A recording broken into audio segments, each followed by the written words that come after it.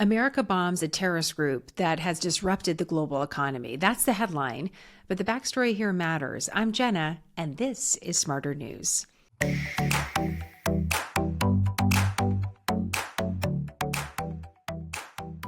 The Trump administration has moved quickly and engaged countries all over the world, but remarkably absent from the regular cadence of news coming from this administration is more of a mention of Iran. Iran is a country the U.S. government has designated a state sponsor of terrorism because the U.S. believes that Iran supports foreign terrorist organizations like Hamas, Hezbollah, and the Houthis based in Yemen. And that matters because just this weekend, America bombed Houthi targets in Yemen, arguing that the Houthis continue to attack both military and commercial ships that need to freely sail through the area around Yemen.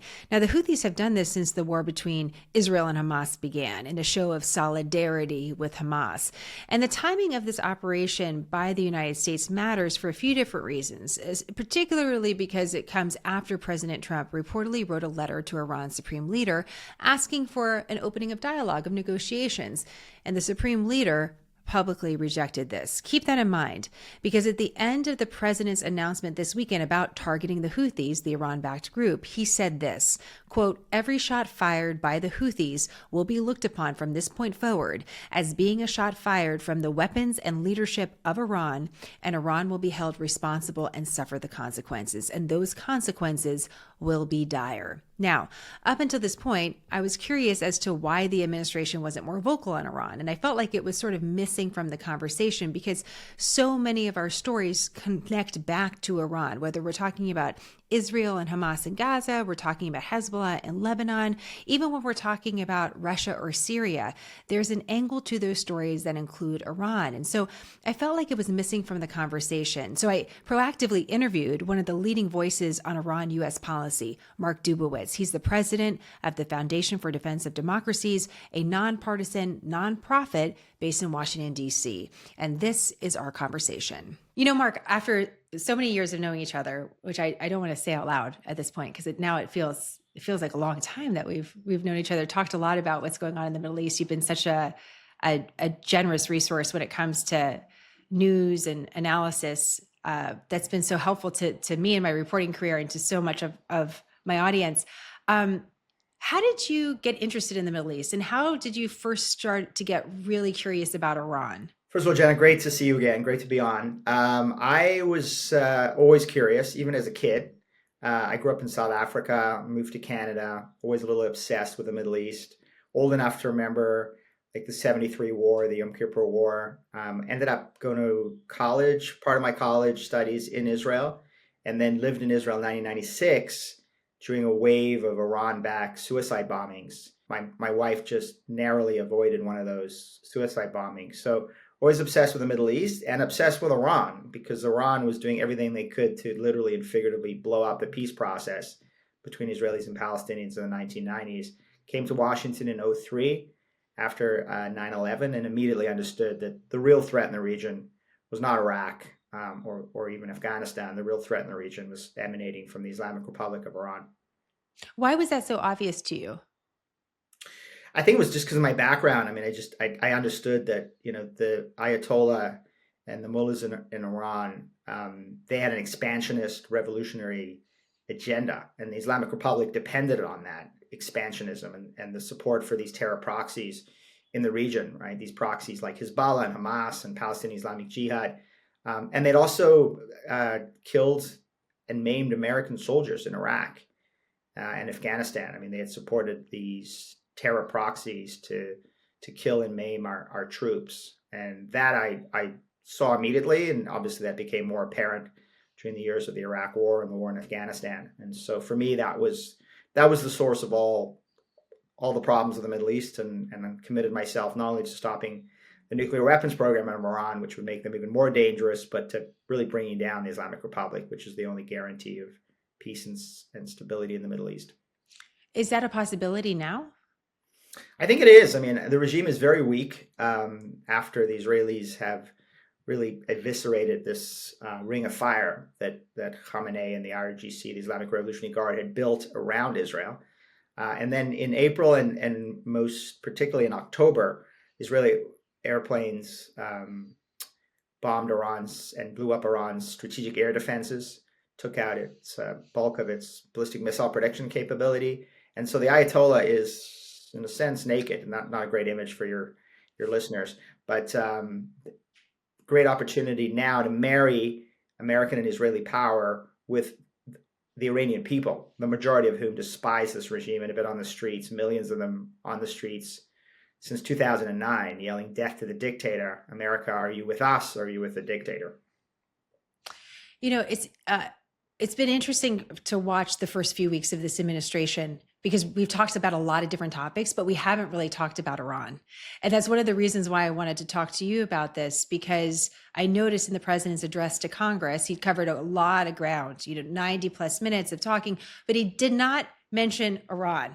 And I had to think that's strategic for a reason. And then in the days that followed, he made a reference to reaching out to the Ayatollah or reaching out to the leadership. We don't have a lot of specifics, at least at this time of this recording, saying that he wanted to negotiate. What do you make of that? You've seen a few different administrations with very different postures. You believe that having the right sort of relationship with Iran is important to American security. What do you make of how the Trump administration is approaching this particular part of the world? Look, I think it's very important that America has the right relationship with the Iranian people. But I worry again that President Trump may make the same mistake that Barack Obama and Joe Biden made, which was to reach out to the Ayatollah and the regime without supporting the people. Now, I think President Trump has made it very clear he wants some kind of deal with the mullahs to stop their nuclear weapons program. I think that's right. We need to stop it, but we need to fully dismantle it. This can't be another Obama 2015 deal where we put temporary restrictions on the regime and then we give them hundreds of billions of dollars of sanctions relief and we sort of kick the nuclear can down the road. If President Trump's serious about dismantling the program and he wants to do it through diplomacy and not through military action, then the regime needs to fear American power and they need to fear Israeli power. And that's the only way that the regime will give up its nuclear program. Otherwise, this will just be another negotiation, another Iranian rope-a-dope to pull another American president into diplomacy. It doesn't solve the problem and ultimately, as I said, just delays and defers it. Is there anything in your research that suggests that the billions of dollars in sanction relief that was provided to Iran over the last several years directly help fund the terrorist attack on Israel, directly funds Hezbollah, directly funds the Houthis? Is there a connection there that we can make for our audience about how those decisions in Washington, D.C. then surface in other ways? Well, absolutely. I mean, money's fungible, so it may not be the same dollar, but it's the same dollars, right? And essentially that money is going into the Iranian coffers. They have the choice between spending that money on guns for terrorists or butter for their people, and that sort of proverbial guns and butter decision that all governments have to make. And when they're flush with funds and they've got billions of dollars flowing into those coffers, then they can have the resources to fund Hezbollah and Hamas and Iraqi Shiite militias and the Houthis in Yemen, build ballistic missiles, expand their nuclear weapons program, expand, by the way, their intercontinental ballistic missile program, the ICBMs that they're building to target America. When they don't have that money and they're barely keeping the lights on, it's very difficult for them to fund this proxy network. And so I think under Obama and under Biden, they've had this money. President Trump took away a lot of that money during his first term. I think hopefully he's now in the position he's going to reimpose this maximum pressure sanctions campaign and really drain the regime of its resources. To be fair, I've known you a long time, and you haven't been that complimentary about any American administration, Democrat or Republican, and how they've handled Iran. That you've been frustrated, right, with the American government on that. Talk to us about that, Mark. What do you think just Americans in general are not seeing when it comes to Iran, and what's the stakes of getting this wrong, of not engaging in the way that you believe will be the most effective? Yeah, I mean, I think the Trump administration first term had basically the right policy. I mean, it was a policy of real maximum pressure. I think they kind of ran out of time to really fully implement it, and they didn't marry it with a policy of maximum support for the Iranian people. I think that is the right combination. You've got to marry pressure with support for the people, because ultimately, at the end of the day, this problem is only going to be solved by the Iranian people, right? The millions who despise this regime and are looking for external support. But we got to get it right, because this is a brutal, repressive, dictatorship that has caused the deaths of hundreds of thousands of people throughout the Middle East, has murdered, raped, and tortured Iranian women and men, launched chemical attacks against Iranian schoolgirls in order to break the back of the protests, the Women Life Freedom protests, where Iranian women were on the streets in 2022, 2023, protesting against the gender apartheid that they suffer under. So a brutal regime, a dangerous regime. There are lots of brutal regimes in the world. Jenna, we can't go after all of them, right? But we certainly can go after those that are going to represent a significant threat to American national security. And this regime is building nuclear-tipped intercontinental ballistic missiles with only one address, and that's the United States of America. So we got to get it right. We luckily have an ally that is fighting and dying in its own defense, and that's Israel, that's done significant damage to the regime and its proxies. And I think it's incumbent upon us, if we don't want to do the fighting ourselves, and there's reasons not to, that we provide the Israelis with everything they need in terms of potent material support and political support so that they can take the fight to our one of our biggest enemies. This is a little bit unrelated, but related. Are you concerned at all? We've seen a lot of funding cuts for the government, and sometimes the money and the aid that can go to helping groups that are helping the Iranian people comes in different forms. Under the cover of darkness, a little bit of, aid going to one thing, but we're really helping to support. This is a soft power that people are talking about at times. Are you concerned about some of the government funding slashes when it comes to foreign aid and how that could affect being able to actually help the Iranian people? I am concerned. Yeah, I mean, there's some really good places in town. We don't take government, take government money for this work, but there are others who do. And the National Endowment for Democracy, for example, and its two institutes, one Democratic, one Republican, I think have done really good work with the Iranian opposition on human rights issues over the years. And seeing that funding ending, I think is an own goal for American policy. I mean, a lot of money wasted, a lot of money that went through USAID that was squandered. But let's not, get rid of everything. Let's take a scalpel, not a chainsaw, to this, and really retain the money that is helping support Iranian women and Iranian human rights issues and democracy building. I mean, I think this is smart money. And by the way, it's pennies on the dollar compared to what we would have to spend if we're engaged in a military confrontation with the Islamic Republic. It's been sometimes a hesitancy by the American government to talk about regime change. I know that you're talking about that though, right, Mark? Like, you're talking about a change in regime when it comes to Iran.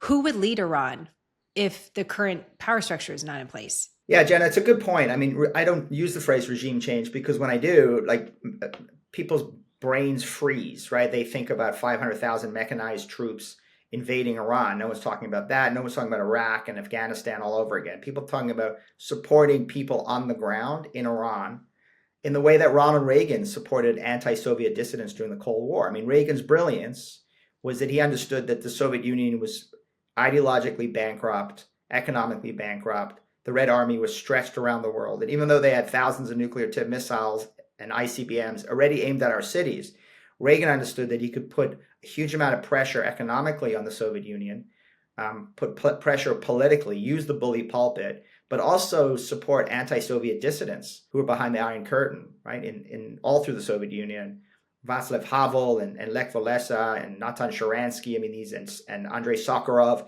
these people who were famous back in the Cold War. I remember those days, and these are people who were getting support from Ronald Reagan, and that support for anti-Soviet dissidents was a necessary part of the strategy that ultimately collapsed the Soviet Union. This can be done again against the Islamic Republic, and again, we don't have to quote fire a shot. We don't have to send 500,000 mechanized troops into Iran. We have to support the people. So I don't use the phrase regime change. I use, weakening the regime, undermining the regime. And I think if history smiles on us the way it smiled on Reagan with respect to the Soviet Union, then the Iranian people can topple their own regime. And whatever comes next will be better than the brutal mullahs that currently rule that country. Yeah, that's certainly the hope. It would be wild to think about that, to think about like our children, Mark, being able to travel to Iran, to be able to spend time in the country. It's been so close to us for so many decades now. Okay, quick final question. I know you're launching a special project that you're going to be talking more in depth about Iran, so that people want to learn a little bit more, really step by step. You're going to map it out for them. I feel I'm grateful to welcome you to this podcast space, Mark. As you're come into the pool, Mark. Here it is. Everyone's here. We're ready for you. Talk to us a little bit about this series that you're launching. Yeah, thanks, Jen. I'm finally taking the plunge into the podcast space, and I'm launching something called the Iran Breakdown, where we are going to break it down. I think 2025 is going to be a big year for Iran. I'm going to do a limited series, 10 parts, great Iran experts. We're going to cover the full spectrum of issues with respect to Iran, obviously geopolitics, nuclear, missiles, but also the Iranian people, Iranian culture, some music. I mean, it's a fascinating country. And I hope to God, yes, one day that we all get to go and celebrate in a free Tehran. In the meantime, I'll have this podcast launching March 19th. So hope folks will listen. Yeah, I love that. I didn't know that you were going to include that culture piece, which is so important to be able to just like learn a little bit more about as a part of the world that, so few of us have been able to go. Well, Mark, I've trusted your analysis, your counsel many times when it comes to the Middle East. I really appreciate you and the work that FDD is doing constantly around the world. So thank you for the time again and look forward to seeing you soon. Thanks so much, Anna. Really appreciate it.